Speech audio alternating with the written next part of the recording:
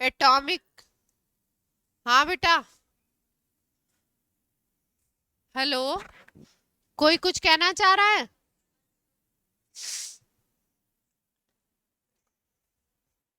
Maths में भी ऐसे ही रहता है, ऑन ऑफ। वरना बोलता है उसमें भी।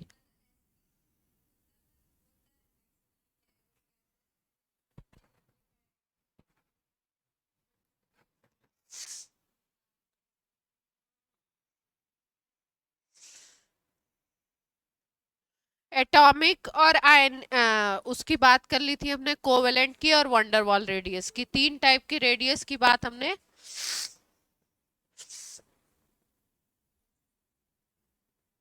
लेक्चर अभी भेजे नहीं है, इस चैप्टर के नहीं हुए अपलोड। आज सर को बोलती हूँ अपलोड कर।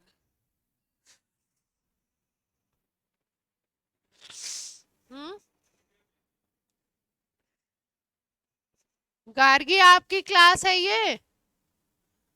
गार्गी।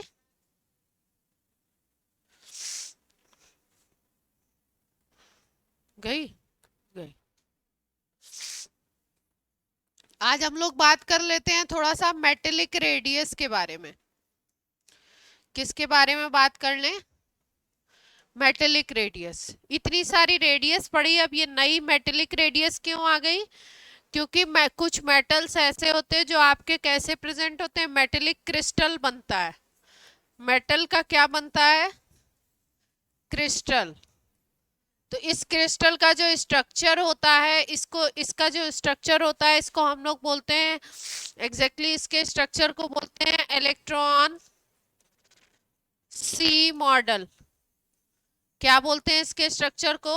इलेक्ट्रॉन सी मॉडल। क्यों बोलते हैं इलेक्ट्रॉन सी मॉडल? देखो, जैसे मान लो मेटल का क्रिस्टल है, तो इस तरीके से मेटल के आयन होंगे M plus. M for metal, M plus, M plus. इस तरीके से एक प्रॉपर अरेंजमेंट में ये लगा हुआ होगा क्रिस्टल में। और बीच बीच में क्या होगा? लूजली बाउंड इलेक्ट्रॉन होंगे। ये M प्लस है तो इसके इलेक्ट्रॉन भी होंगे, वो बीच बीच में ऐसे फैले हुए होते हैं। इसलिए मेटल के क्रिस्टल के इस मॉडल को हम लोग क्या कहते हैं?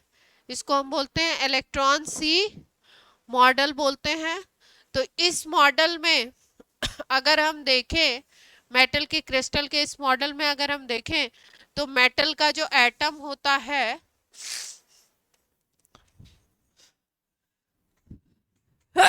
उसके क्रिस्टल में दो पार्ट दिखाई देते हैं। एक मेटल का पॉजिटिव पार्ट होगा, पॉजिटिव आयन होगा, और एक होगा आपका इलेक्ट्रॉन। मेटल के पॉजिटिव आयन और इलेक्ट्रॉन को जब अलग अलग कर देते हो आप, तो जो मेटल का पॉजिटिव पार्ट होता है, उसको बोला जाता है, एक नया नाम दिया जाता है, कर्नल। क्या नाम देते हैं इसको हम लोग? मेटेलिक क्रिस्टल के उसमें इसको हम नाम देते हैं कर्नल। ठीक है। तो ऐसा अगर आपको कोई क्रिस्टल दिखाई देता है मेटल का, तो यहाँ पे डिफाइन की जाती है मेटेलिक रेडियस। और इस मेटेलिक रेडियस को जानने के लिए क्या करते हैं, कैसे हम लोग कैलकुलेट करते हैं? कोई भी दो एडजेसेंट एटम ले लीजिए, कोई भी दो एडजेसेंट M प्लस ले लीजिए, उनके बीच की क्या कैलकुलेट कीजिए? डिस्टेंस। और उसका कर दीजिए हाफ, तो ये क्या निकल जाता है? Metallic radius. क्लियर है बात इतनी? क्या करना है? मेटेलिक क्रिस्टल में दो एटम, ये कौन है? नीलम।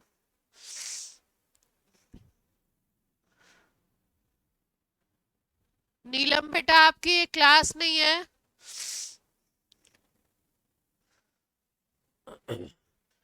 दो कोई भी एडजेसेंट आयन ले लीजिए और उनके बीच के डिस्टेंस को कैलकुलेट करके उसका हाफ कर दीजिए, तो क्या निकल जाता है? Metallic radius. क्लियर है बात? कोई दिक्कत?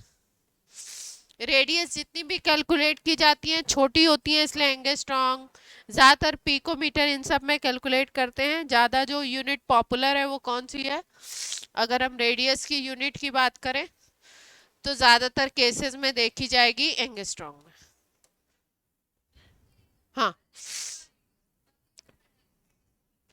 वो मेटेलिक रेडियस इसलिए नहीं बोल सकते नॉर्मल एटम का रेडियस, क्योंकि नॉर्मल एटम का जो एटॉमिक रेडियस हम डिफाइन कर रहे हैं ना, कोई एग्जैक्टली एटॉमिक रेडियस तो आप डिफाइन ही नहीं कर सकते वैसे अगर सोचो तो। सिंगल एटम प्रेजेंट होगा तभी तो एटॉमिक रेडियस डिफाइन करोगे, वो तो एक,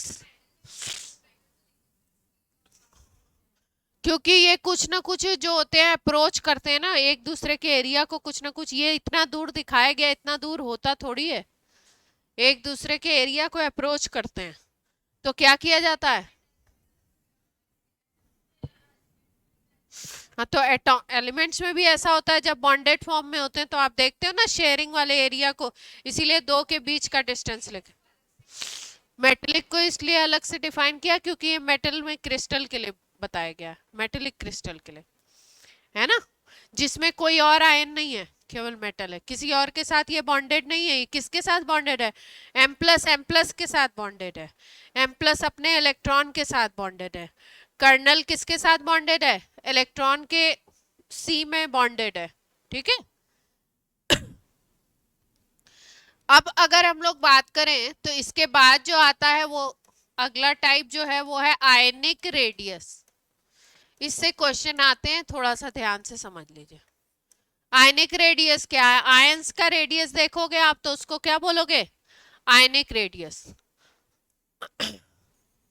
रेडियस आपको देखना है किसका, आयन का। तो भाई इसमें आयन अगर आप देखो तो आयन दो तरीके के आप देख सकते हैं, एक पॉजिटिव चार्ज वाला जिसको आप क्या बोलते हो, कैटायन, और एक आपका निगेटिव चार्ज वाला जिसको आप कहते हो एनायन। तो एक कैटायनिक रेडियस आप देख सकते हो और एक एनायनिक रेडियस देख सकते हो, ठीक है। मूल बात क्या है, मूल बात ये है कि अगर ये आयन है कोई, मान लो ये Ca+2 है सपोज, ठीक है, तो इसकी आयनिक रेडियस देखनी है तो कैसे देखेंगे, ये Ca+2 के आउटर शेल में जो भी इलेक्ट्रॉन होगा उस इलेक्ट्रॉन के और इसके बीच का जो डिस्टेंस होगा इसी को क्या बोल दोगे, आयनिक रेडियस। जैसे एटॉमिक रेडियस को हमने डिफाइन किया था वैसे ही इसको भी हमने डिफाइन कर दिया कि आउटर शेल और न्यूक्लियस के बीच का जो डिस्टेंस होगा उसी को क्या बोल दोगे, उस आयन का रेडियस आयनिक रेडियस बोल दोगे। पॉजिटिव और निगेटिव के केस में क्या पूछा जाता है कि अगर स्पीसीज पॉजिटिव है तो रेडियस पॉजिटिव आयन बनाता है तो न्यूट्रल से छोटा होगा रेडियस या न्यूट्रल से बड़ा होगा। अगर कोई स्पीसीज नेगेटिव आयन बना रही है तो उसका रेडियस न्यूट्रल से छोटा होगा या बड़ा होगा, ये क्वेश्चन पूछा जाता है आपसे। तो देखते हैं, दो केसेस ले लेते हैं, एक ले लो सोडियम और एक ले लो सोडियम प्लस, दोनों के रेडियस को कंपेयर करते हैं। एक ले लेते हैं Cl और दूसरा ले लेते हैं Cl-, दोनों के रेडियस को कंपेयर करने की कोशिश करते हैं। सोडियम को अगर देखो तो सोडियम में 11 इलेक्ट्रॉन होते हैं, 11 ही प्रोटॉन होते हैं, यानी कि इस पे कितने प्रोटॉन का फोर्स लगेगा, 11 प्रोटॉन का फोर्स लगेगा आउटर इलेक्ट्रॉन पे। यहाँ पे अगर सोडियम प्लस की बात करो तो यहाँ पे 10 इलेक्ट्रॉन हो जाते हैं और 11 प्रोटॉन, एक इलेक्ट्रॉन इसमें से निकला हुआ है सोडियम में से, तभी तो सोडियम प्लस बना है। तो 11 इलेक्ट्रॉन सोडियम में था और ओरिजिनल से अब ये किस में कन्वर्ट हो गया, 10 इलेक्ट्रॉन सिस्टम में कन्वर्ट हो गया। तो अब क्या है, अब जो आउटर इलेक्ट्रॉन है, पहले आउटर इलेक्ट्रॉन पे 11 प्रोटॉन फोर्स लगा रहे थे, अभी क्या है इस सिचुएशन में, Na+ की सिचुएशन में 10 इलेक्ट्रॉन पे 11 प्रोटॉन फोर्स लगा रहे हैं, फोर्स तो सेम है एक प्रोटॉन का। तो इसका मतलब कि जो एक इलेक्ट्रॉन पे फोर्स लगेगा वो ज्यादा लगेगा सेकंड वाले केस में, यस और नो। जैसे मान लो कि 1 प्रोटॉन सपोज 10 न्यूटन का फोर्स लगा रहा है सपोज, तो 11 प्रोटॉन कितने न्यूटन का फोर्स लगाएंगे, 110 न्यूटन का लगाएंगे। ये 110 न्यूटन कितने पे लगा रहे हैं, 11 इलेक्ट्रॉन पे लगा रहे हैं। तो 1 इलेक्ट्रॉन पे अगर इफेक्टिव फोर्स देखो तो कितना आ जाएगा, 10 न्यूटन का आ जाएगा। मतलब एक इलेक्ट्रॉन पे पर इलेक्ट्रॉन पे फोर्स कितना लग रहा है, 10 न्यूटन का। यहाँ पे अगर देखो तुम तो यहाँ पे क्या बात बन जाएगी, यहाँ पे 11 प्रोटॉन का फोर्स कितना है, उतना ही है,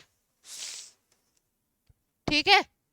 और अगर हम बात करें कि 11 प्रोटॉन का फोर्स उतना ही है और यहाँ पे कितने इलेक्ट्रॉन पे ये फोर्स लग रहा है, 10 इलेक्ट्रॉन पे लग रहा है, तो अगर पर इलेक्ट्रॉन निकालोगे आप फोर्स, तो यहाँ पे फोर्स कितना आ जाएगा, 110 डिवाइडेड बाई 10। तो यहाँ पे एक इलेक्ट्रॉन पे फोर्स कितना आ गया, 11 न्यूटन का। यहाँ पे पर इलेक्ट्रॉन पे फोर्स कितना आ रहा था, 10 न्यूटन का आ रहा था। सपोज कि यही एक सिचुएशन। तो इसका मतलब ये है कि जब इलेक्ट्रॉन लूज होते हैं किसी स्पीसीज से, तो जो इफेक्टिव फोर्स होता है वो ज्यादा लगता है। तो आप ये भी कह सकते हो इफेक्टिव न्यूक्लियर चार्ज ज्यादा काम करता है, जेफ ज्यादा काम करता है। और जब जेफ ज्यादा काम करेगा तो क्या होगा, दो फैक्टर काम करते हैं रेडियस में। एक फैक्टर होता है आपका शील्डिंग इफेक्ट और दूसरा फैक्टर होता है जेफ, ठीक है, इफेक्टिव न्यूक्लियर चार्ज। जब इफेक्टिव न्यूक्लियर चार्ज ज्यादा है तो इसका मतलब आप ये समझिए कि न्यूक्लियस का फोर्स ज्यादा है, तो रेडियस कम होने वाली है। ज्यादा फोर्स से इलेक्ट्रॉन खींचेगा तो रेडियस क्या होगी, कम होगी। और जब शील्डिंग ज्यादा होगी मतलब बीच के इलेक्ट्रॉन प्रॉब्लम ज्यादा क्रिएट कर रहे हैं, ठीक है, तो क्या होगा, इलेक्ट्रॉन दूर भागेगा, तो रेडियस क्या होगी, बढ़ेगी अपने आप। ऐसे याद रखना है कि अगर आपका ये बढ़ता है, जेफ बढ़ता है, तो रेडियस क्या होती है, कम होती है। और अगर शील्डिंग बढ़ेगी तो रेडियस क्या हो जाएगी, इंक्रीज कर जाएगी। जैसे जैसे शील्डिंग बढ़ेगी बीच वाले इलेक्ट्रॉन ज्यादा प्रॉब्लम क्रिएट करेंगे, तो रिपल्शन क्रिएट करेंगे, तो आउटर इलेक्ट्रॉन दूर होता जाएगा। तो यहाँ पे क्या हुआ, यहाँ पे इफेक्टिव फोर्स बढ़ गया, Na+ पे फोर्स 11 न्यूटन का लग रहा है एक इलेक्ट्रॉन पे, यहाँ पे कितना लग रहा था, 10 न्यूटन का लग रहा था। तो इसका मतलब ये सेकेंड वाले केस में जेफ क्या हो गया, इंक्रीज कर गया। और आपको पता है जब फोर्स इंक्रीज करेगा तो रेडियस क्या होगी, कम हो जाएगी। तो यहाँ से हमें क्या पता लगा कि भाई Na+ की जो रेडियस होगी वो सोडियम के कंपैरिजन में क्या होगी, Na+ की जो रेडियस होगी वो सोडियम के कंपैरिजन में डिक्रीज कर जाएगी। Na की अगर रेडियस आप बोलते हो RNA, तो इसके कंपैरिजन में Na+ की रेडियस क्या हो जाएगी, छोटी हो जाएगी। क्यों, क्योंकि यहाँ पे जेफ जो था वो क्या था, बढ़ गया। क्लियर हुई बात, न्यूक्लियस का फोर्स बढ़ जाता है जब इलेक्ट्रॉन बाहर निकलते हैं, तो पर इलेक्ट्रॉन पे फोर्स इंक्रीज कर जाता है, इसकी वजह से रेडियस क्या होती है, डिक्रीज करती है।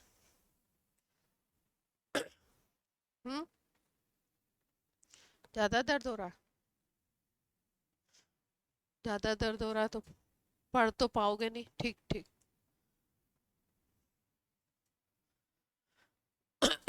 अब देखो सेकेंड सिचुएशन की बात कर लेते हैं। जब इलेक्ट्रॉन गेन होगा तो जस्ट अपोजिट सिचुएशन हो जाएगी। Cl से क्या बन रहा है, Cl-।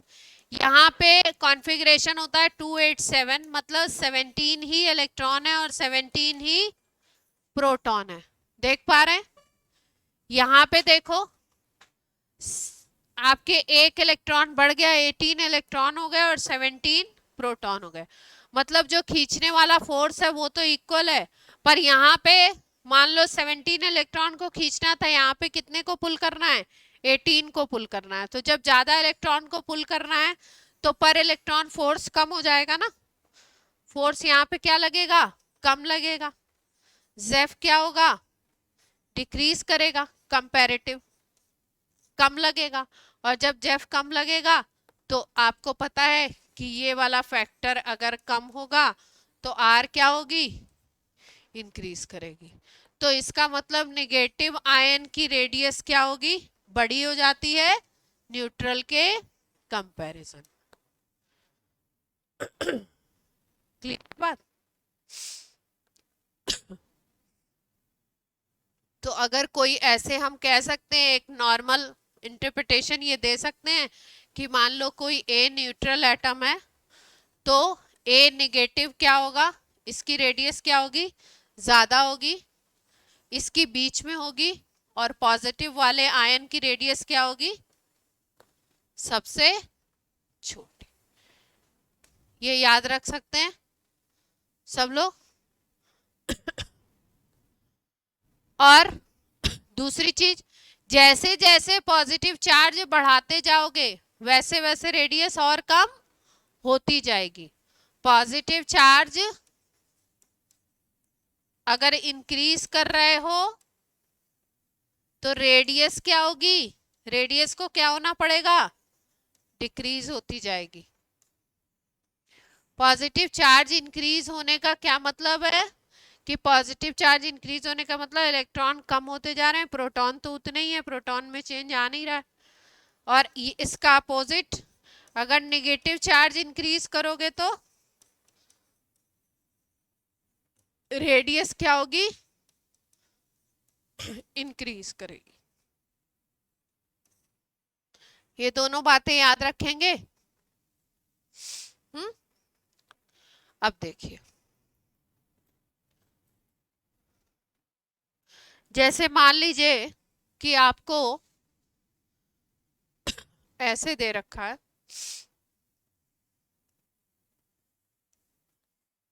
एक क्वेश्चन है ऐसे, आई दिया हुआ है, आई माइनस दिया हुआ है और आई प्लस दिया हुआ है। आयोडीन एटम है, एक आयोडीन का पॉजिटिव आयन है और एक आयोडीन का नेगेटिव आयन है।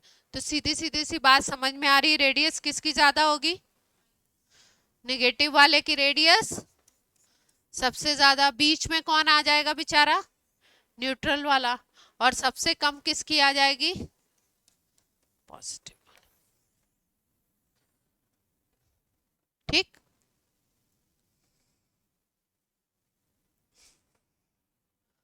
अब ये तो बात थी आयनिक रेडियस की, है ना। जैसे मान लो तुम आइसो इलेक्ट्रॉनिक स्पीसीज ले लो, कौन सी स्पीसीज ले लें हम, आइसो इलेक्ट्रॉनिक स्पीसीज कुछ ले लें। इसका मतलब है ये न्यूट्रल स्पीसीज भी हो सकती है, ये आपकी वो भी चार्ज्ड भी हो सकती हैं। जैसे मान लो हमने लिया सपोज Na प्लस ले लो, Mg+2 ले लो, Al+3 ले लो। ठीक है, ये आइसो इलेक्ट्रॉनिक है। कैसे आइसो इलेक्ट्रॉनिक है भाई, इसमें टोटल एटॉमिक नंबर इसका 11 होता है, एक पॉजिटिव चार्ज है, मतलब कितने इलेक्ट्रॉन है इसमें, 10 इलेक्ट्रॉन है। ठीक, यहाँ की बात करो 12 एटॉमिक नंबर होता है, दो पॉजिटिव चार्ज है, मतलब 2 इलेक्ट्रॉन निकल गए, कितने इलेक्ट्रॉन हो गए, 10। एल्युमिनियम+3 की बात कर लो, 13 एटॉमिक नंबर होता है, 3 पॉजिटिव चार्ज है, मतलब 3 इलेक्ट्रॉन निकल गए, तो कितने इलेक्ट्रॉन हो गए, 10। इसका मतलब ये तीनों क्या है, आइसो इलेक्ट्रॉनिक स्पीसीज हैं। ऐसा केस अगर आपको दिखाई दे आइसो इलेक्ट्रॉनिक स्पीसीज का, तो आप क्या देखोगे कि जैसे जैसे पॉजिटिव चार्ज बढ़ेगा वैसे वैसे रेडियस छोटी होगी। ऐसे केसेस में जैसे जैसे पॉजिटिव चार्ज बढ़ेगा, लेफ्ट टू राइट क्या हो रहा है, पॉजिटिव चार्ज इंक्रीज कर रहा है, तो लेफ्ट टू राइट रेडियस क्या होगी, डिक्रीज करेगी। तो अगर बात की जाए कि किसकी रेडियस सबसे कम होगी, किसकी सबसे ज्यादा, तो Na+ की सबसे ज्यादा हो जाएगी, फिर किसकी होगी, Mg+2 की, फिर सबसे छोटी किसकी आ जाएगी, Al+3 की। ठीक है, रेडियस में अभी और भी बहुत सारे केसेस हैं, ये आपको पहले मैं मेजर बता रही हूँ, है ना, जो मोटे मोटे वैसे जो बेसिक चीज है वो बता रही हूँ। यहां तक बात सबको क्लियर है, ऑनलाइन।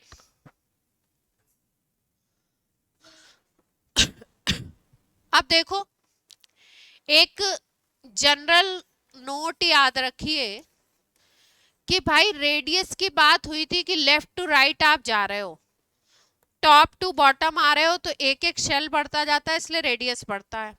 लेकिन अगर लेफ्ट टू राइट जाते हो आप तो जेफ बढ़ता है, एक ही शेल में इलेक्ट्रॉन का नंबर बढ़ता जाता है, जिसकी वजह से इफेक्टिव न्यूक्लियर चार्ज क्या होता है, left to right in generally increase करता है। और अगर फोर्स बढ़ रहा है तो रेडियस अपने आप कम होनी है, न्यूक्लियस ज्यादा तेजी से पुल कर रहा है तो इलेक्ट्रॉन पास आएगा तो रेडियस कम होनी है। ये ट्रेंड जनरल ट्रेंड दिखता है, लेकिन अगर हम लोग देखें तो एक चीज इसमें याद रखिएगा कि स्टार बना के याद कर लीजिए कि लेफ्ट टू राइट रेडियस तो क्या होता है, डिक्रीज करता है। कुछ एक्सेप्शन तो होंगे ही बीच बीच में, लेकिन एक चीज और याद रखिए कि सबसे ज्यादा जो पूरे एक पीरियड में रेडियस होता है ना, वो सबसे ज्यादा रेडियस लास्ट में जाके ये थ्योरी गलत हो जाती है। हाईएस्ट जो रेडियस आता है वो आता है 18 ग्रुप का। लास्ट में जो 0 ग्रुप है ना, इनर्ट एलिमेंट, तो आपसे पूछा जाता है कि भाई इसका जो ज्यादा रेडियस है ये किस वजह से है। लेफ्ट टू राइट में तो सेम फॉलो हो रहा है। हाँ, लास्ट वाले 18 जो ग्रुप आता है, लेफ्ट टू राइट जाते हैं, पहले ग्रुप से स्टार्ट करते हुए 18 तक जाते हैं, तो 1 to 17 तक ऐसा ही ऑर्डर मोर और लेस फॉलो होता है कि जेफ इंक्रीज कर रहा है इसलिए रेडियस कम हो रही है। लेकिन 18 ग्रुप में हम जाते हैं तो 18 ग्रुप की रेडियस इन सबसे ज्यादा होती है। ऐसा होता क्यों है? क्योंकि इनर्ट एलिमेंट जो होते हैं, इनर्ट गैसेस जो होती हैं, उनमें कौन सी रेडियस की हम बात करते हैं? वॉन्डरवॉल रेडियस की बात करते हैं। और वॉन्डरवॉल रेडियस क्या होती है? बड़ी होती है ना इससे, तो इसकी वजह से यहाँ पे जो रेडियस होगी वो क्या होगी? ज्यादा होगी। बाकी जगह पे सही चलेगा, लेफ्ट टू राइट जाओ, बस लास्ट वाले में क्या होगा?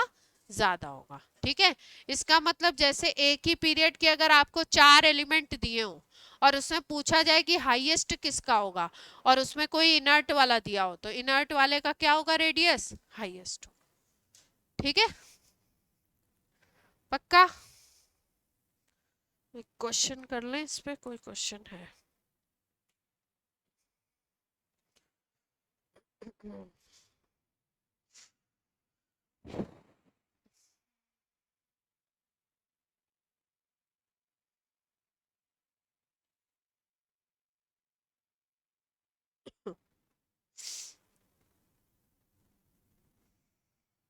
जैसे जैसे जैसे जैसे एक अच्छा सा क्वेश्चन था, कितने गया? ये दिया हुआ है, देखो जैसे क्वेश्चन। क्वेश्चन है आपका, ध्यान से सुनना। वंडरवॉल रेडियस के बारे में इंफॉर्मेशन पूछ रहे हैं।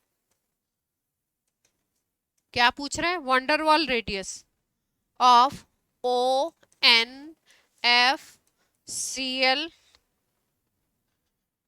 एंड सीएल को अभी हटा दो, सीएल से कंफ्यूज हो जाओगे। वंडरवॉल रेडियस पूछ रहे हैं ओ एन एफ नियॉन, इसकी कि इनका ऑर्डर बताइए। तो क्या सोचते हो आप, क्या होना चाहिए ऑर्डर? सबसे ज्यादा तो नियॉन की होगी, ये तो पक्का है ना? तो सबसे ज्यादा किसकी आनी है? नियॉन की आनी है। इसका रीजन क्या है? ये इनर्ट है। इसके बाद किसकी आएगी रेडियस? हम्म,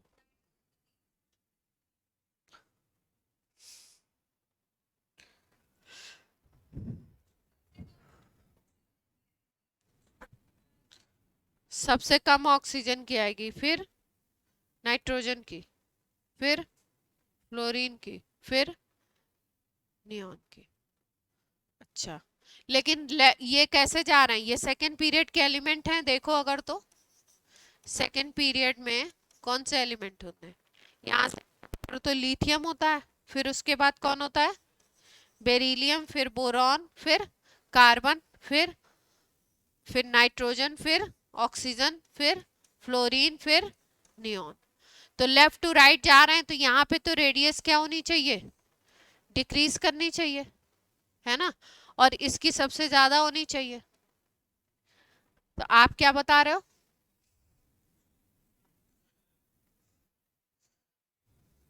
नाइट्रोजन की सबसे ज्यादा कह रहे हो आप? हम्म, तो इसकी ज्यादा होनी चाहिए, फिर ऑक्सीजन की आनी चाहिए, फिर फ्लोरीन की, फिर सबसे ज्यादा नियॉन की है, वो तो मैंने पहले ही लिख दिया। चलिए, और कोई बताना चाहता है?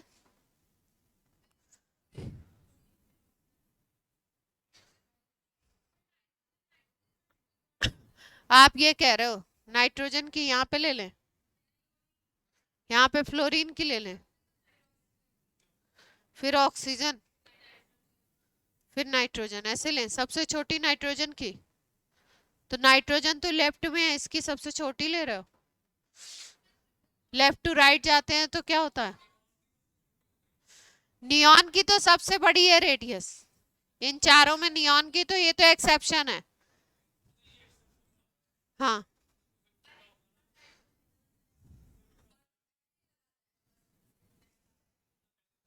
हाँ, और कोई बताना चाहता है ऑनलाइन?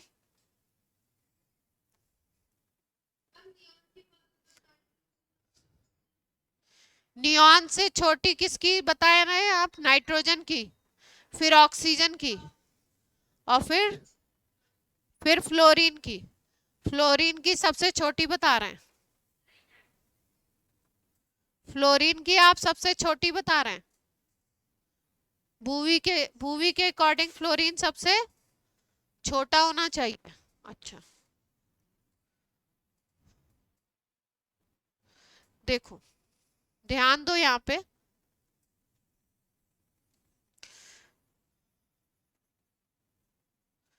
नियॉन का रेडियस सबसे बड़ा है, ठीक है बात, उसमें कोई दिक्कत नहीं है ना?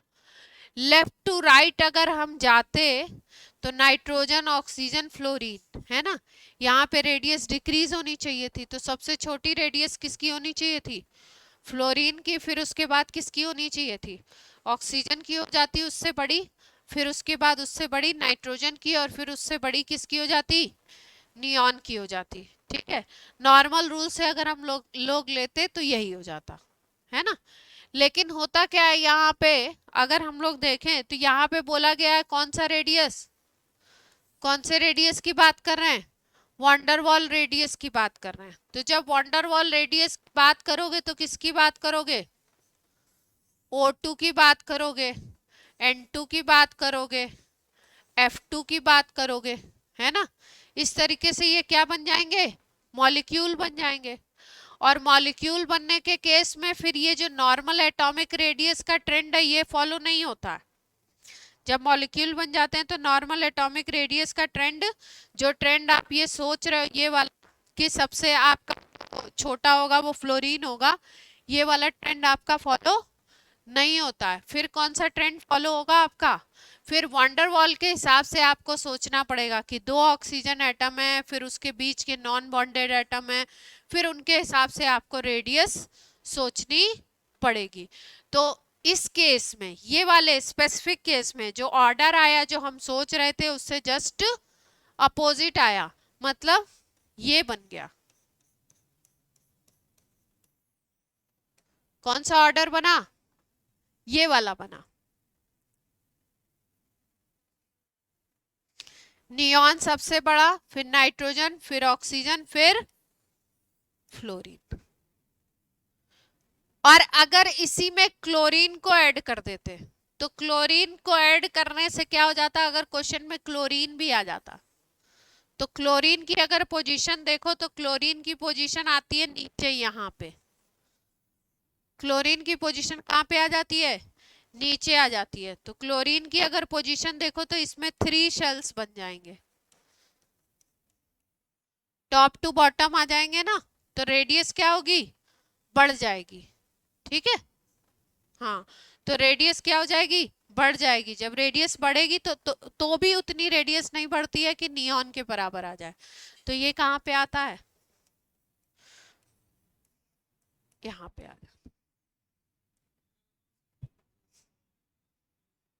O होता और N होता तब भी यही आता।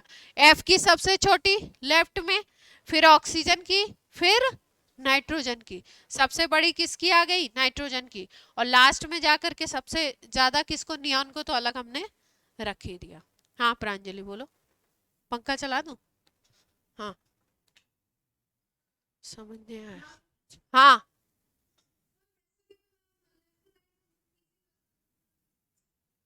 डिफरेंस क्या आया?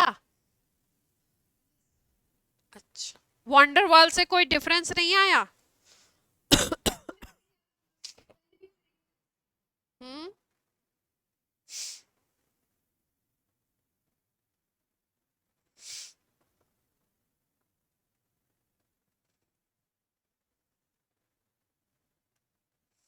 नहीं, इसमें इसमें नहीं, ये ऑर्डर तो ठीक है। इसमें आपका क्लोरीन का बढ़ेगा। क्लोरीन की जो रेडियस है ना, ये बढ़ेगी। 3 शेल्स है, इसकी वजह से। बाकी सब सेम है। वंडरवॉल से इतना सोचने की जरूरत नहीं थी। क्यों? क्योंकि जब भाई एटॉमिक रेडियस ऑक्सीजन अगर छोटा है, ठीक है, एटॉमिक रेडियस छोटी है, तो दो आसपास के भी दो को लोगे तो वही केस बनेगा। तो ऐसा बिग डिफरेंस नहीं आया इसकी वजह से। सीएल की वजह से डिफरेंस आया, क्योंकि सीएल में क्या थे, 3 शेल्स आ गए थे, तो टॉप टू बॉटम आ गए, इसलिए चेंज हुआ। ठीक है।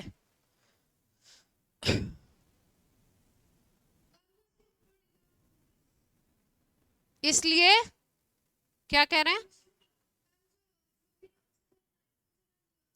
हाँ, उसमें कोई चेंज नहीं आया, चेंज नहीं आया। वंडरवॉल से सोचो या वैसे सोचो, बात एक ही है, चेंज नहीं आया। अब देखो, एक क्वेश्चन है, एस एच दिया हुआ है, ओ एच दिया हुआ है, एन एच दिया हुआ है, और पीएच दिया हुआ है। बोल रहे हैं ये 3 बॉन्ड हैं, और इनकी बॉन्ड लेंथ देखनी है कि किसका बॉन्ड सबसे लंबा होगा, किसका बॉन्ड सबसे छोटा होगा। ठीक है। तो देखो, जब भी कंपेयर करना होता है तो जो कॉमन फैक्टर होता है उसको भूल जाते हैं। तो कॉमन फैक्टर इसमें क्या है? हाइड्रोजन। ये हाइड्रोजन क्या है, सब में कॉमन फैक्टर बन गया। इसकी जो रेडियस होगी वो तो सब में ही है। ठीक है। बॉन्ड लेंथ का क्या मतलब होता है? कोई भी जो बॉन्ड, मान लो पी और एच के बीच में बना हुआ है बॉन्ड, पी और एच के बीच में बॉन्ड बना हुआ है, तो इसका न्यूक्लियस और इसका न्यूक्लियस, इन दोनों के बीच के डिस्टेंस को ही हम क्या कहते हैं? मोटी मोटी बात ये समझ रहे हैं हम कि इस डिस्टेंस को ही हम क्या कहते हैं? बॉन्ड लेंथ बोलते हैं। ठीक है। तो अगर फास्फोरस और हाइड्रोजन दोनों के रेडियस का एडक्ट सबसे ज्यादा होगा तो इसकी बॉन्ड लेंथ सबसे ज्यादा, अगर ये सल्फर और इसमें ज्यादा होगा तो उसकी ज्यादा हो जाएगी। पूछ रहे हैं हाईएस्ट किसकी है, लॉन्गेस्ट बॉन्ड कौन सा होना चाहिए। अब पीरियोडिक टेबल में इनकी पोजीशन भी बता देती हूँ। ऑक्सीजन नाइट्रोजन की तो आपको पता ही है, नाइट्रोजन यहाँ पे है, ऑक्सीजन यहाँ पे है। फास्फोरस नाइट्रोजन के जस्ट नीचे है और ऑक्सीजन के जस्ट नीचे सल्फर है। ये सेकंड पीरियड के हैं, और ये किस पीरियड के हैं एलिमेंट? थर्ड पीरियड के हैं।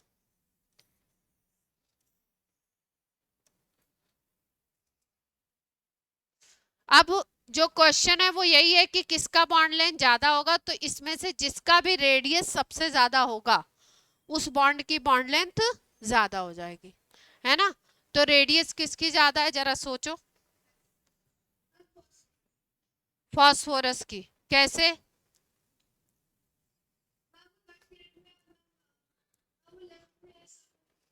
हाँ, कैसे सोचा इसको? देखो, लेफ्ट टू राइट जाओगे तो रेडियस कम होगा, इसका मतलब कि इसका रेडियस ज्यादा है, इसका रेडियस कम है। नीचे वाले में भी लेफ्ट टू राइट में सोचो तो इसका रेडियस ज्यादा है और इसका रेडियस कम है।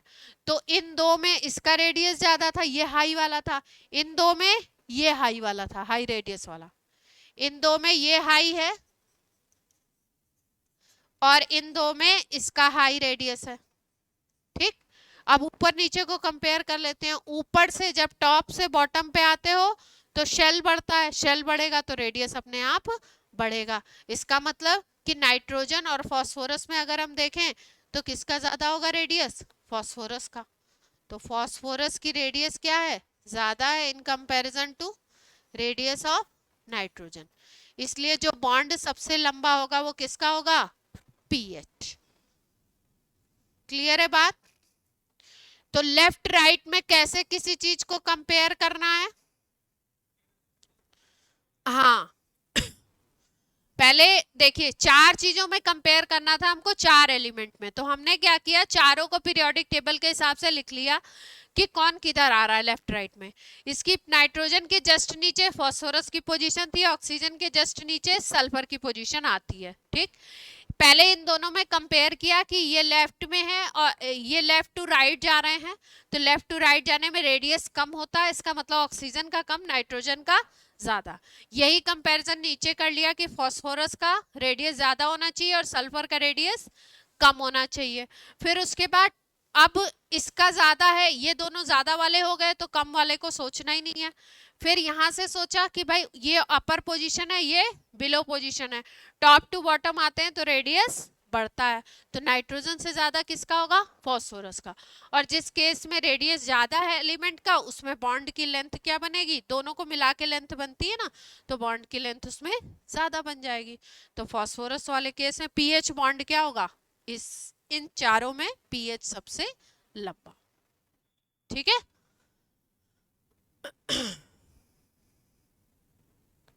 अब देखो, अब हम लोग एक नई चीज सीख लेते हैं, आयनाइजेशन पोटेंशियल।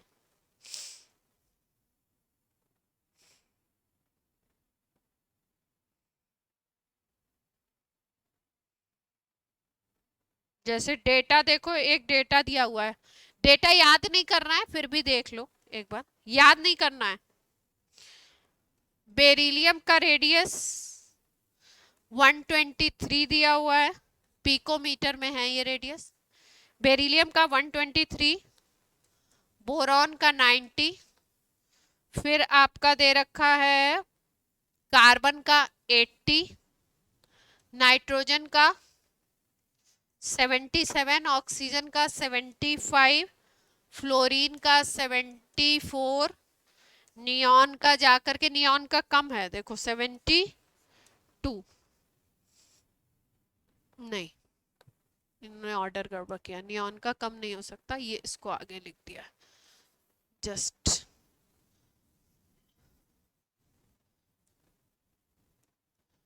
यहाँ लिथियम है, lithium is 123, this is 90, this is 80, this is 77, फिर 75 आता है, फिर 74 है, फिर आपका 72 है, और इसके बाद आ रहा है आपका नियॉन का 72, एंड देन नियॉन का है 160।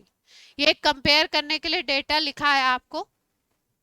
तो देखो लेफ्ट टू राइट जा रहे हो, लिथियम की सबसे बड़ी रेडियस देख रहे हो, फिर आपकी बेरिलियम की आती है, फिर बोरॉन की, फिर यहाँ पे अच्छा लेफ्ट टू राइट जाओ तो देखो जो डिफरेंस है वो कम होता जा रहा है।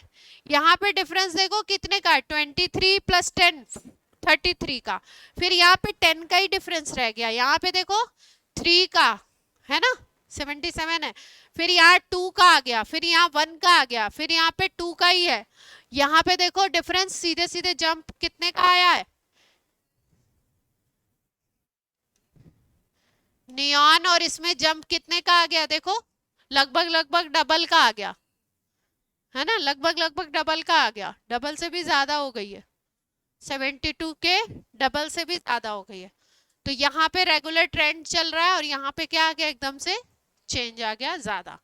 और बाकी जो है यहाँ पे डिक्रीज ज्यादा होगा और थोड़ा इधर जाएंगे तो डिक्रीज कम होगा, होगा डिक्रीज लेकिन कम होगा। ठीक है, अब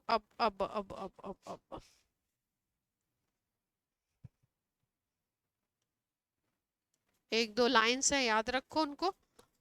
साइज ऑफ कैटायन की बात करो तो साइज क्या होगा, जैसे जैसे आपका पॉजिटिव चार्ज बढ़ेगा वैसे वैसे साइज कम होगा।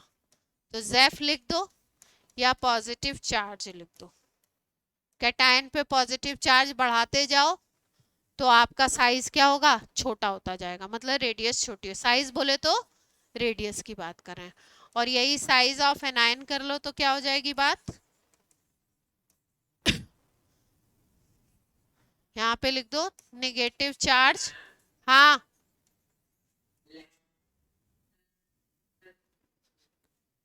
क्या आपकी वॉइस क्लियर नहीं है? नेगेटिव चार्ज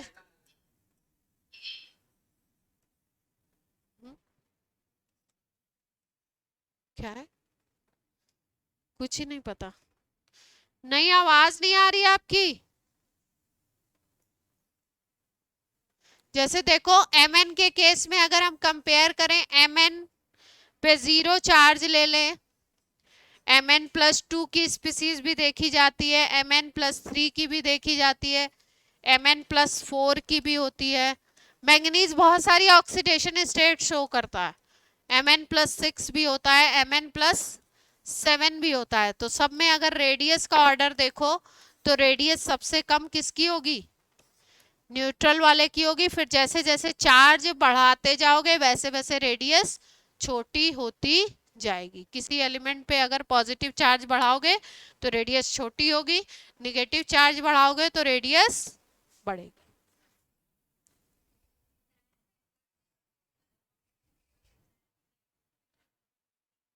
हाँ चार्ज की बात कर रहे हैं, कोई नोट तो नहीं कर रहा?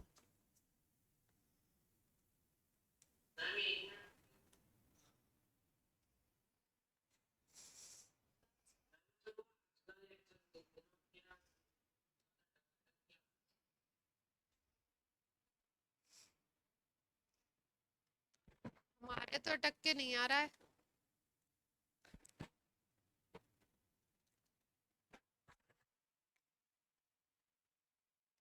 चलो एक और नया टॉपिक पढ़ते हैं हम लोग। क्या पढ़ने जा रहे हैं? आयनाइजेशन पोटेंशियल या आयनाइजेशन एनर्जी बोल दो, ठीक है। अब आप बोलोगे, आप एक बार बोल रहे हो पोटेंशियल, एक बार बोल रहे हो एनर्जी, तो क्या केमिस्ट्री में पोटेंशियल और एनर्जी एक ही बात है? देखो यहाँ पे हमने कैलकुलेट नहीं करना है। कभी उसी चीज को पोटेंशियल के टर्म में वर्ड यूज करके पूछा जा सकता है और कभी आपको आयनाइजेशन एनर्जी वर्ड यूज करके पूछा जा सकता है। कैलकुलेट नहीं करना होता है, कंपैरेटिव क्वेश्चन आते हैं। जिसका आयनाइजेशन पोटेंशियल ज्यादा होगा उसकी आयनाइजेशन एनर्जी भी ज्यादा होगी। तो पोटेंशियल और एनर्जी से कंफ्यूज नहीं होना है, समझ लेते हैं ध्यान से। आयनाइजेशन एनर्जी की बात हो रही है, ठीक। आयनाइजेशन एनर्जी होती क्या है? कोई एक एटम ले लो और उसको गैसियस स्टेट में लो। किस स्टेट में लेना है उसको? गैसियस स्टेट में। कोई एक ए एटम ले लिया, सिंगल आइसोलेटेड एटम बोला जाता है, ठीक है। सिंगल आइसोलेटेड गैसियस एटम होना चाहिए कि गैसियस एटम है, ठीक है। इसके हमने क्या ले लिए, 1 मोल ले लिए। इसके 1 मोल को ले लिया, गैसियस है, अकेला है, इसके साथ कोई बॉन्डिंग नहीं है, किसी की कोई बॉन्डिंग नहीं है। इससे आप निकाल दो एक इलेक्ट्रॉन। क्या निकाल दो इसमें से? एक इलेक्ट्रॉन। जितना भी इससे एक इलेक्ट्रॉन को निकालने के लिए, जो इलेक्ट्रॉन बाहर का हो, आउटर शेल का हो, लूजली बाउंड हो, उसको निकालने के लिए जितनी भी आपको एनर्जी देनी पड़ेगी, that energy is called ionization energy. इससे ये क्या बन जाएगा, A+ बनेगा, ठीक है। तो इस पूरे प्रोसेस में जो आप एनर्जी स्पेंड करोगे, एनर्जी खर्च करोगे, उसी को क्या बोलोगे, आयनाइजेशन एनर्जी। बात कुछ समझ में आई? आई या नहीं आई? जैसे मान लो कि हर्ष एक एलिमेंट है, ठीक है। तो हर्ष के 1 मोल एटम ले लिए हमने। 1 मोल एटम से क्या किया, एक इलेक्ट्रॉन को निकाल दिया, और एक इलेक्ट्रॉन को, या सिंगल एटम ले लो उससे एक इलेक्ट्रॉन को निकाल दो। जितनी एनर्जी, और वो एटम होना किस स्टेट में चाहिए, जैसे अभी हमारे पास हर्ष जो बैठा हुआ है सॉलिड स्टेट में है, इनको गरम वरम करके किस में ला दें, वेपर में ला दें, गैसियस स्टेट में होना चाहिए एटम, ठीक है। और उससे फिर क्या निकालना है आपने, एक इलेक्ट्रॉन। एक इलेक्ट्रॉन को निकालने के लिए जितनी एनर्जी दोगे उसको क्या बोलोगे, आयनाइजेशन एनर्जी। मतलब एक तरीके से सोचो तो ये जो प्रोसेस होगा वो एंडोथर्मिक होगा, आपको बाहर से एनर्जी सप्लाई करनी है, उसको कैलकुलेट करना है, जो वो एनर्जी का अमाउंट होगा उसी को बोला जाएगा आयनाइजेशन एनर्जी। तो आयनाइजेशन एनर्जी एग्जैक्टली है क्या, it is amount of energy given to isolated gaseous atom of an element to eject a electron। एक इलेक्ट्रॉन को निकालने के लिए कितनी एनर्जी तुम दे रहे हो उसी को क्या बोल रहे हो, आयनाइजेशन एनर्जी। आईई से डिनोट करते हैं, ठीक है। यूनिट पूछी नहीं जाती है पर फिर भी समझ लो, किलो जूल पर मोल में निकालते हैं, किलो कैलोरी पर मोल में भी निकाल सकते हैं, कहीं कैलकुलेट नहीं करना है, ठीक।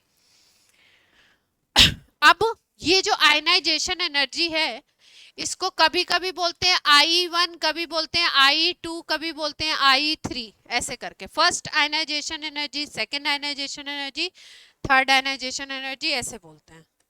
क्या बोलते हैं, फर्स्ट आयनाइजेशन एनर्जी। कब बोलेंगे फर्स्ट, जब पहला लूजली बाउंड इलेक्ट्रॉन निकालोगे, फर्स्ट इलेक्ट्रॉन जब निकालोगे तो क्या बोलोगे, फर्स्ट आयनाइजेशन एनर्जी। मान लो ये कोई इलेक्ट्रॉन निकाल दिया, सिंगल एटम था इसका गैसियस, इससे आपने एक इलेक्ट्रॉन निकाल दिया तो ये क्या बन जाएगा, A प्लस गैसियस बन जाएगा। अब इसमें जो एनर्जी लगेगी उसको बोलते हैं IE1, first ionization energy, first ionization energy. इसके बाद जब पहला निकाल लिया आपने, अब फिर से एक और निकालना चाहते हो तो जो एनर्जी दोगे, एक और निकाल रहे हैं हम, अब हमने क्या बनाया, इसको A प्लस प्लस बना दिया, तो अब इसमें जो एनर्जी लगेगी उसको बोलोगे IE2, सेकेंड आयनाइजेशन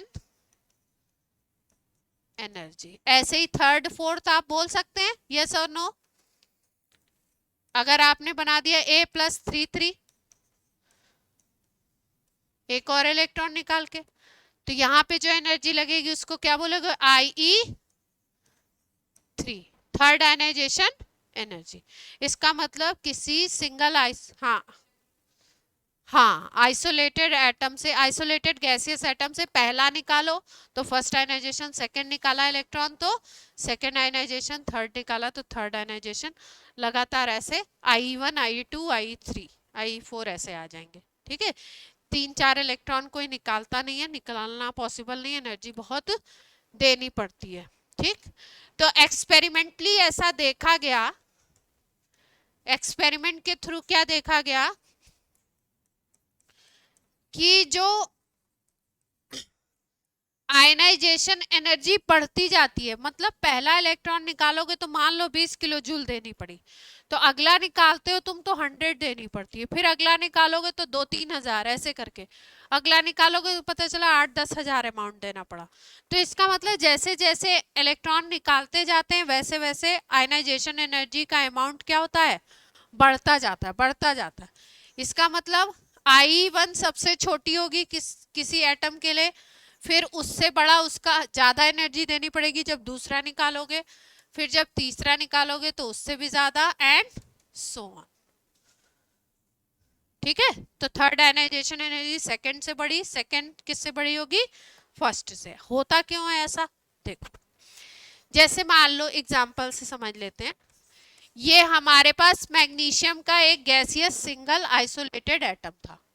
मैग्नीशियम के पास 12 इलेक्ट्रॉन होते हैं क्योंकि एटॉमिक नंबर कितना होता है, 282, तो बाहर के शेल में कितने इलेक्ट्रॉन दिखाई दे रहे हैं यहाँ पे मैग्नीशियम के पास? 2 हैं। तो क्या हुआ कि सबसे पहले पहला इलेक्ट्रॉन निकला, एक इलेक्ट्रॉन इसमें से निकल गया। तो एक इलेक्ट्रॉन अगर बाहर निकल गया, इलेक्ट्रॉन को ई माइनस लिखते हैं, माइनस कर दिया मतलब निकाल रहे हैं, तो एक पॉजिटिव चार्ज आ जाएगा। और इसको क्या बोलेंगे, इसकी जितनी एनर्जी दोगे उसको क्या बोलोगे, एनर्जी सप्लाइड को IE1, आयनाइजेशन एनर्जी 1 या फर्स्ट आयनाइजेशन एनर्जी। फिर अब यहाँ पे कॉन्फ़िगरेशन क्या हो जाएगा, 281 हो जाएगा। पहले 282 था, अब क्या हो जाएगा 281। अब इसके बाद फिर से एक और इलेक्ट्रॉन निकाल दो, फिर से निकाल दिया, तो अब क्या बन जाएगा, Mg+2 बन जाएगा। अब कॉन्फ़िगरेशन क्या हो जाएगा 2। ठीक, अब IE2 बड़ी है IE1 से, ऐसा क्यों है? देखो पहले क्या होता है, पहले यहाँ पे आपके 12 प्रोटॉन थे और 12 इलेक्ट्रॉन थे, एक इलेक्ट्रॉन निकाल दिया हमने, कुछ एनर्जी दे दी। अब क्या हुआ, अब जो सिस्टम बना वो सिस्टम पे पॉजिटिव चार्ज आ गया। क्या आ गया, पॉजिटिव चार्ज। कोई पॉजिटिव चार्ज स्पीसीज जब क्रिएट हो जाती है तो उससे इलेक्ट्रॉन को निकालना थोड़ा और टफ हो जाता है। क्यों टफ हो जाता है, क्योंकि पॉजिटिव चार्ज इलेक्ट्रॉन को क्या करता है, खींचता है, अट्रैक्ट करता है। तो इसकी वजह से अब जब तुम्हें दूसरा इलेक्ट्रॉन निकालना है, ये वाला निकालना है, तो आपको एनर्जी और ज्यादा देनी पड़ेगी। समझ रहे बात? क्या रीजन है कि पहले तो Mg क्या था, पहले केस में न्यूट्रल था, न्यूट्रल से आपने क्या किया, कुछ एनर्जी दी और पहला इलेक्ट्रॉन निकाल लिया। जब आपको पॉजिटिव से इलेक्ट्रॉन निकालना था, Mg+ से इलेक्ट्रॉन को निकालना क्या हो गया, इलेक्ट्रॉन इजेक्शन क्या हो गया, टफ प्रोसेस हो गया। केमिस्ट्री में कोई भी प्रोसेस जो आपको टफ लग रहा है, टफ का मतलब केमिस्ट्री में, जैसे दुनिया में कोई चीज टफ है तो क्या बोलते हैं, या तो मेहनत बहुत लगेगी या पैसा बहुत लगेगा, दो टर्म्स में टफ बोला जाता है। ठीक है, केमिस्ट्री में कोई प्रोसेस टफ है, इसका मतलब उसमें एनर्जी ज्यादा खर्च करनी है तुमने। तो यहाँ पे न्यूट्रल से इलेक्ट्रॉन निकालना था, इजी था। अब इस पे आ गया पॉजिटिव चार्ज, जैसे ही पॉजिटिव चार्ज आया, अब ये इलेक्ट्रॉन को निकालने देना नहीं चाहता, इलेक्ट्रॉन को क्या करेगा, अट्रैक्ट करेगा। इसमें जो 12 प्रोटॉन थे वो तो खींच ही रहे थे, एक पॉजिटिव चार्ज एडिशनल आ गया, वो भी इलेक्ट्रॉन को खींचने लगा। तो अब निकालना और टफ होगा, और जैसे ही प्रोसेस टफ होगा आपको एनर्जी और ज्यादा देनी पड़ेगी। तो आपसे पूछा जाता है, 11th में भी पूछते हैं और जेई में तो कम पूछा है, 11th में पूछते हैं कि जो थर्ड आयनाइजेशन एनर्जी वो सेकंड से ज्यादा क्यों है, सेकंड फर्स्ट से ज्यादा क्यों है, ऐसा क्या रीजन है। ठीक है, तो आप क्या बताओगे कि जब आप न्यूट्रल से निकालते हो तब तो थोड़ा प्रोसेस इजी होता है, लेकिन जब आप पॉजिटिव चार्ज उसके ऊपर डेवलप हो जाता है फिर निकालते हो तो क्या होगा, प्रोसेस टफ हो जाता है। अब इस पे पॉजिटिव का +2 आ गया है, देखो इस पे अब तीसरा निकालना है, एक और निकालना चाहते हो यहाँ से, तो क्या होगा, वो प्रोसेस और टफ हो जाएगा, थर्ड आयनाइजेशन एनर्जी और ज्यादा देनी पड़ेगी। ठीक है, तो जहां प्रोसेस टफ होगा आपको एनर्जी ज्यादा खर्चा करना है, और उसी को हम क्या कह रहे हैं इसमें, IE। क्लियर है बात, पक्का? अच्छा देखो, अब ये जो आयनाइजेशन एनर्जी है इसमें कुछ 2-4 एक्सेप्शन भी याद रखने और 2-4 रूल याद रखने। क्या बढ़ेगा तो ये कम होगी और क्या कम होगा तो ये बढ़ेगी। ध्यान से देखो, ध्यान से समझ लो फैक्टर्स क्या क्या है। फैक्टर्स अफेक्टिंग आयनाइजेशन एनर्जी, सबसे पहला फैक्टर समझो रेडियस।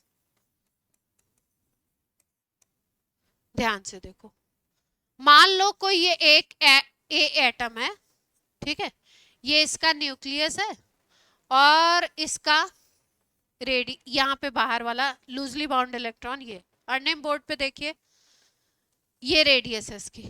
ठीक, कोई दूसरा एटम है,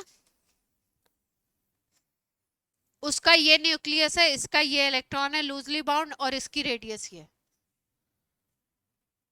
कौन सी रेडियस बड़ी दिखाई दे रही है आपको, ए वाली या बी वाली? रेडियस रेडियस बड़ी किसकी दिख रही है, ए की या बी की?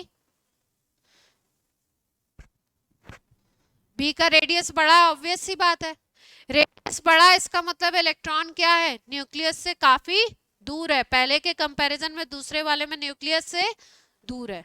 न्यूक्लियस से दूर है तो इसका क्या मतलब हम समझेंगे कि इसको निकालना इजी है। मतलब दो केसेस हैं जिसमें रेडियस एक की बड़ी और एक की छोटी है, तो जैसे जैसे रेडियस बढ़ती जाती है, किसी केस में इतनी रेडियस है कि किसी केस में इतनी हो गई, तो बाहर वाला जो इलेक्ट्रॉन है वो न्यूक्लियस से क्या हो गया, डिस्टेंस उसका बढ़ जाएगा। डिस्टेंस बढ़ जाएगा तो फोर्स ऑफ अट्रैक्शन कम हो जाएगा। तो कैसे याद रखेंगे कि आई जो होता है आपका, अगर रेडियस बढ़ाओगे तो कम हो जाएगा। क्यों कम हुआ, रेडियस बढ़ा दी, इलेक्ट्रॉन दूर हो गया, फोर्स ऑफ अट्रैक्शन कम हो गया। फोर्स ऑफ अट्रैक्शन कम है, अगर वो न्यूक्लियस के कम फोर्स से बंधा हुआ है ना, तो क्या होगा, आपको निकालने के लिए एनर्जी कम देनी पड़ेगी, ऑब्वियस सी बात है। दो लोगों की फ्रेंडशिप है, बहुत अच्छी फ्रेंडशिप है, उसको तोड़वाने के लिए क्या होगा, अच्छी अगर फ्रेंडशिप है मतलब अच्छा फोर्स है, तो उसको आपको अगर ब्रेक करना है तो बहुत एनर्जी और दिमाग लगाना पड़ेगा। लेकिन कुछ लोगों की अगर हल्की फुल्की फ्रेंडशिप है तो एक दो बात बोलो और उनकी फ्रेंडशिप क्या होगी, टूट जाएगी। तो इसका मतलब अगर हल्की फुल्की बॉन्डिंग है, रेडियस अगर अगर खुद ही वो बहुत दूर दूर हैं, रेडियस बड़ी है, तो उस इलेक्ट्रॉन को बाहर निकालना क्या है, इजी है। इजी प्रोसेस का मतलब एनर्जी कम खर्च करनी पड़ेगी, आयनाइजेशन एनर्जी कम। तो मोटी मोटी बात याद रखिए कि रेडियस बढ़ाओगे तो आयनाइजेशन एनर्जी कम होगी, अपोजिट चलता है। तो रेडियस ऐसे लिख देते हैं, ज्यादा है इसका मतलब FOA का मतलब फोर्स ऑफ अट्रैक्शन, रेडियस बड़ी है तो इलेक्ट्रॉन पे फोर्स ऑफ अट्रैक्शन क्या होगा, कम होगा, न्यूक्लियस से दूर हो गया, और फोर्स ऑफ अट्रैक्शन कम हो गया तो यानी कि लूज है, एकदम लूज बाउंड है वो, तो आपको एनर्जी क्या होगी, एनर्जी कम देनी पड़ेगी। रेडियस बड़ी, इलेक्ट्रॉन दूर है, तो उसके ऊपर फोर्स ऑफ अट्रैक्शन कम, फोर्स ऑफ अट्रैक्शन कम तो एनर्जी कम देनी पड़ेगी। जितना ज्यादा फोर्स से वो बंधा हुआ रहेगा उतना ज्यादा आपको एनर्जी देनी पड़ेगी।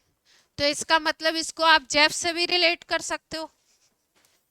जेफ का मतलब क्या है, इफेक्टिव न्यूक्लियर चार्ज। अगर ये बढ़ा दो तो आयनाइजेशन एनर्जी बढ़ जाएगी, एग्री करते हैं सब लोग? ऑनलाइन ऑनलाइन बच्चे, अगर इफेक्टिव न्यूक्लियर चार्ज बढ़ा दो यानी कि फोर्स बढ़ा दो न्यूक्लियस का, तो फोर्स बढ़ा दिया तो इसका मतलब इलेक्ट्रॉन क्या है, ज्यादा फोर्स से अट्रैक्ट हो रहा है, ज्यादा फोर्स से अट्रैक्ट हो रहा है, और आप क्या चाहते हो, उसको बाहर निकालना, तो बाहर निकालने के लिए एनर्जी तो ज्यादा देनी पड़ेगी। तो यानी जेफ बढ़ाओगे तो आई क्या होगा, बढ़ेगा। ठीक है, और क्या फैक्टर हो सकते हैं, और भी दो तीन और है, बस उनको याद रखो। एक तो एटॉमिक साइज हो गया, एक इफेक्टिव, एक शील्डिंग इफेक्ट देख लो, शील्डिंग इफेक्ट। शील्डिंग इफेक्ट से क्या होगा, आयनाइजेशन एनर्जी अपोजिट चलेगी, क्योंकि जेफ और शील्डिंग क्या होते हैं, अपोजिट चलते हैं, दोनों अपोजिट इफेक्ट हैं। जेफ का मतलब फोर्स ऑफ अट्रैक्शन ज्यादा, शील्डिंग का मतलब शील्डिंग बीच में कोई आ जाता है तो फोर्स को क्या करता है, कम कर देता है। वो तो एक क्या कहते हैं उसको, स्क्रीन की तरह काम करने लगता है ना। जैसे अगर आपसे बोला जाए कि कहीं पे बीच में p इलेक्ट्रॉन है, ठीक है, और कहीं पे बीच में इन बिटवीन जो इलेक्ट्रॉन है, इन बिटवीन जो इलेक्ट्रॉन है वो p है, और कोई ऐसा केस है जिसमें इन बिटवीन इलेक्ट्रॉन d है, तो आपको मैंने बताया था कि s और p की शील्डिंग ज्यादा अच्छी होती है और d और f की शील्डिंग पुअर शील्डिंग होती है, खराब शील्डिंग करते हैं। तो इस केस में क्या होगा, गुड शील्डिंग है। अगर शील्डिंग ज्यादा है तो आई क्या होगा, शील्डिंग ज्यादा तो आई कम। है ना। तो इस केस में आई क्या होगा, इनवर्सली है ना, लेस। और अगर डी इलेक्ट्रॉन है बीच में, डी इलेक्ट्रॉन शील्डिंग कर रहे हैं, तो डी इलेक्ट्रॉन अगर शील्डिंग करेंगे तो डी इलेक्ट्रॉन की शील्डिंग क्या होती है, पुअर होती है। शील्डिंग अगर खराब है, गंदी है, तो आयनाइजेशन एनर्जी को क्या होना है, बढ़ना है, अपोजिट चलेगा, आई बढ़े।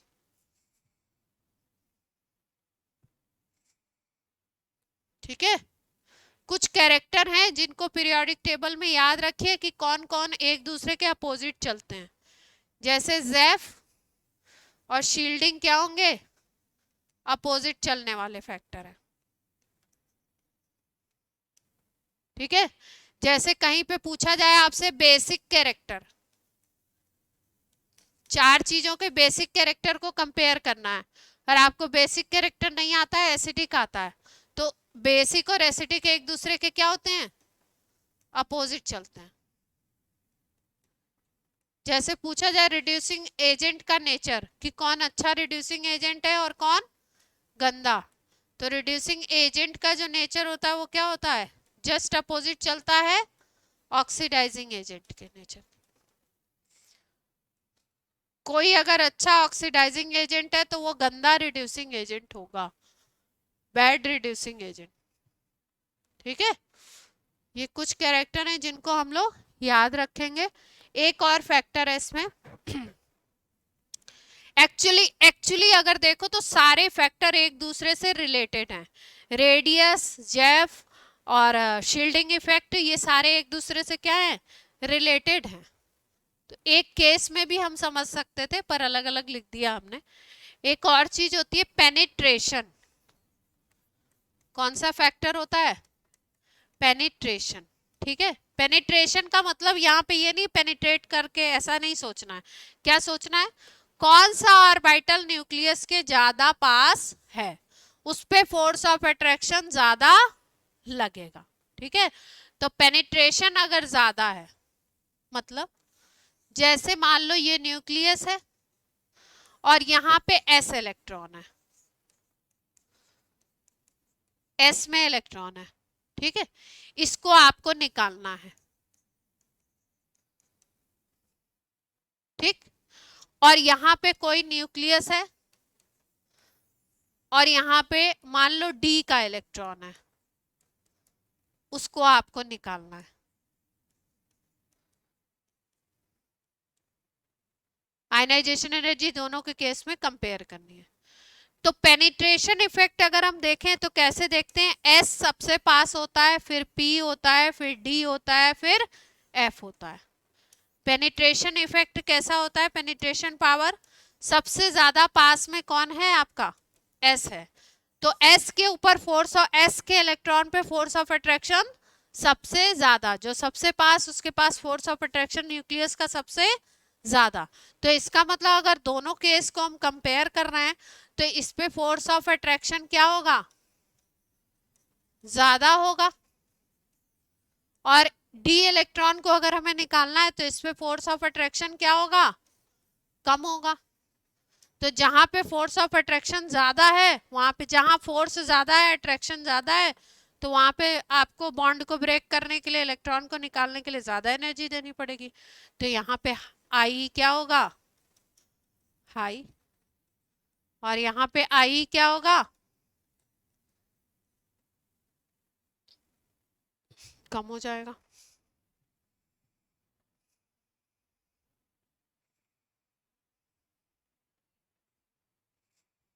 ये इंटरेस्टिंग नहीं लग रहा है, अभी जब एक्सेप्शन आएंगे तो इंटरेस्टिंग हो जाएगा।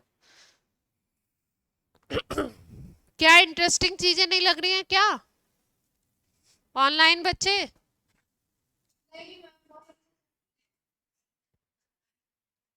भूमि केरी बहुत अच्छा चैप्टर है। उद्धव आपको कैसा लग रहा है?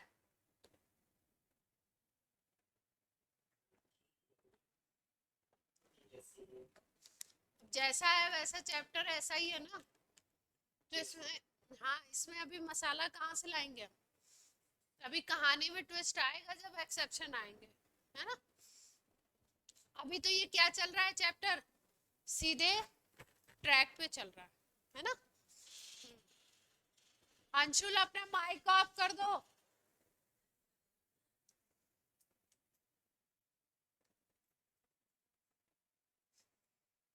ठीक है,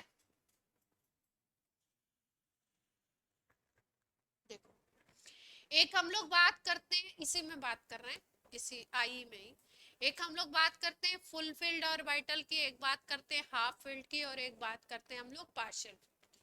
जैसे एस की अगर बात करो, एस ऑर्बिटल की, तो एस में दो सिचुएशन हमको देखने को मिलती है। एस में या तो एक इलेक्ट्रॉन होता है या एस में दो होता है, या तो एम्प्टी पड़ा होगा, खाली पड़ा होगा। तो इसको बोलते हैं हाफ फील्ड एस का, और इसको बोलते हैं फुल फील्ड। ठीक है, अगर P की बात कर लो तो P में आप P3 को बोलते हो, P3 कॉन्फ़िगरेशन 3 इलेक्ट्रॉन है तो उसको बोलते हो हाफ फील्ड। और अगर हम देखें P6 को तो इसको क्या बोलोगे, फुल फील्ड। और इसके अलावा जितने होंगे उसको बोलते हैं पार्शियल फील्ड। जैसे मान लो P में इलेक्ट्रॉन P1 है, P2 है, P4 है, P5 है, ये इलेक्ट्रॉन है, तो इसको क्या बोलते हैं हम लोग, पार्शियल। इसी तरीके से D की भी बात कर लो तो D में हाफ कौन सा होगा,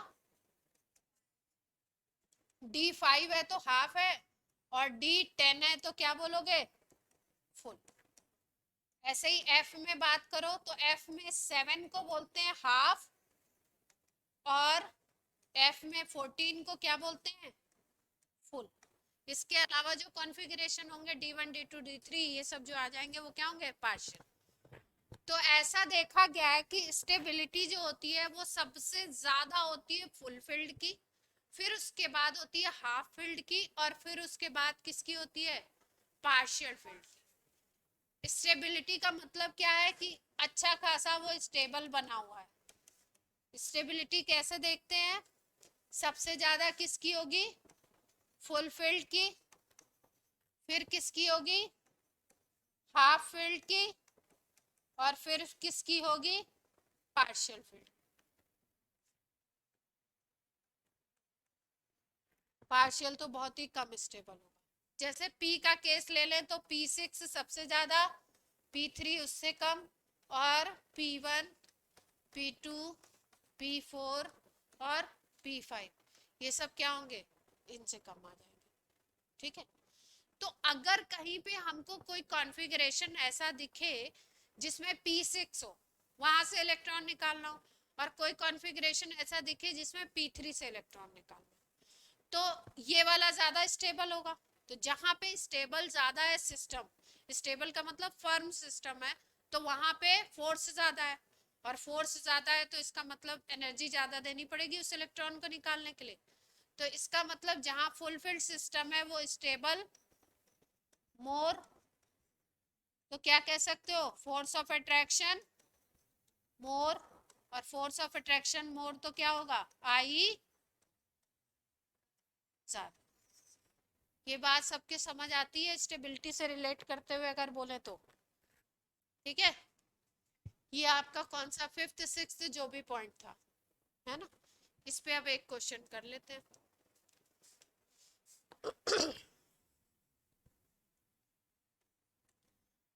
लेफ्ट टू राइट जा रहे हैं, कैसे जा रहे हैं, left to right. Left to right कहाँ जाओगे, पीरियड में मूव करेंगे लेफ्ट टू राइट। ठीक है, लेफ्ट टू राइट आप मूव कर रहे हो पीरियड। ठीक, तो लेफ्ट टू राइट जब जाते हैं हम लोग तो रेडियस तो डिक्रीज करता है, लेकिन आयनाइजेशन एनर्जी क्या होती है, इंक्रीज करती है। रेडियस क्या होता है, डिक्रीज करता है। ठीक है, अब देखो पहले वाले में देखो, लिथियम, बेरिलियम, फिर कौन है, बोरॉन, फिर उसके बाद कौन है, कार्बन, फिर नाइट्रोजन, फिर ऑक्सीजन, फ्लोरीन, और फिर नियॉन की तो सबसे ज्यादा होगी। अब देखो, इसको देखो, ऑक्सीजन और नाइट्रोजन में देखो, हमने बोला इधर से इधर जा रहे हैं तो रेडियस कम, और आई उल्टा चलता है रेडियस का, तो आई क्या होगा, इंक्रीज करेगा। ठीक, आई इंक्रीज कर रहा है, इसका मतलब क्या होना चाहिए कि नाइट्रोजन का आई क्या होना चाहिए, कम होना चाहिए या ज्यादा होना चाहिए, कम होना चाहिए ऑक्सीजन के कंपैरिजन में। ऑक्सीजन के कंपैरिजन में क्या होना चाहिए, आई कम होना चाहिए। ठीक है, लेकिन देखा क्या गया कि ये जो डेटा हमने देखा रूल से, ये क्या है, रॉन्ग है। कैसे गलत हुआ, देखते। अकॉर्डिंगली नाइट्रोजन का क्या होना चाहिए था, नाइट्रोजन का आपका ज्यादा होना चाहिए था, और ऑक्सीजन का क्या होना चाहिए था, कम। नाइट्रोजन को देखो, नाइट्रोजन का अगर कॉन्फ़िगरेशन देखें तो होता है 1s2 2s2 2p3। कॉन्फ़िगरेशन क्या होता है, 2p3, 7 इलेक्ट्रॉन होते हैं। ये अगर देखो, ये वाला कौन, यहाँ से इलेक्ट्रॉन को निकलना है, बाहर वाला इलेक्ट्रॉन निकलता है। ये इलेक्ट्रॉन अगर देखो तो p में कितने हैं, 3 हैं, तो ये हाफ फिल्ड है, देख पा रहे हैं। अगर ऑक्सीजन पे आ जाओ तो ऑक्सीजन में कितने इलेक्ट्रॉन होते हैं, 8 होते हैं, तो 1s2 2s2 2p4। ये कैसा है, पार्शियल फील्ड है। कैसा है, p4 कैसा कॉन्फ़िगरेशन है, पार्शियल फील्ड। तो कौन होगा स्टेबल, स्टेबल कौन होगा, नाइट्रोजन या नाइट्रोजन स्टेबल होगा, ये स्टेबल होगा। अगर ये स्टेबल है तो क्या होगा, इसकी आई,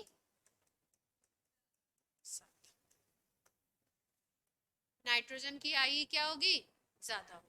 रूल से हमें क्या लगा था कि नाइट्रोजन का आई कम है और ऑक्सीजन का आई ज्यादा। ठीक है, कोई दिक्कत नहीं, लोग की बैटरी ऐसे डाउन हो जाती है। 2 मिनट,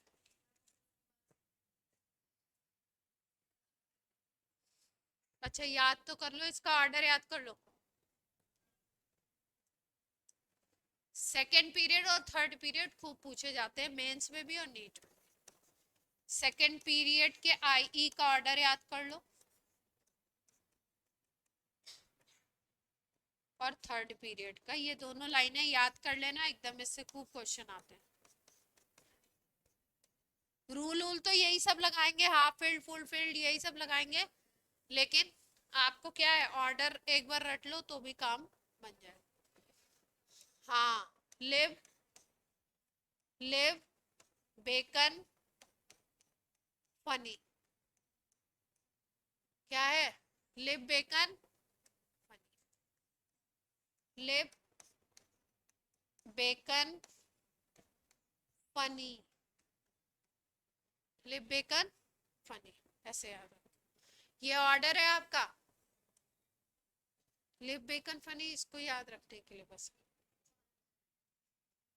ठीक है, थर्ड पीरियड का भी देख लो। सबसे पहले आता है सोडियम, फिर आ जाएगा एल्युमिनियम, फिर आ जाएगा मैग्नीशियम, फिर सिलिकॉन, फिर सल्फर, फिर फास्फोरस, फिर Cl, फिर एयर।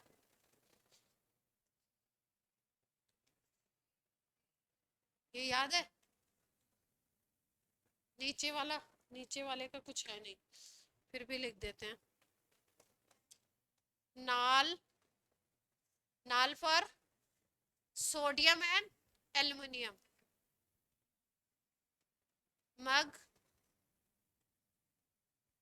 सिस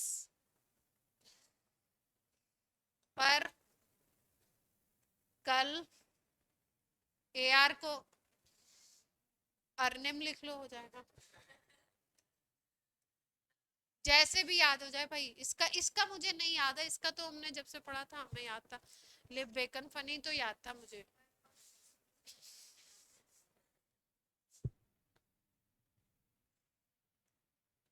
हम्म। हाँ, इंक्रीजिंग ऑर्डर है। ऑक्स IE का क्या है? Increasing order.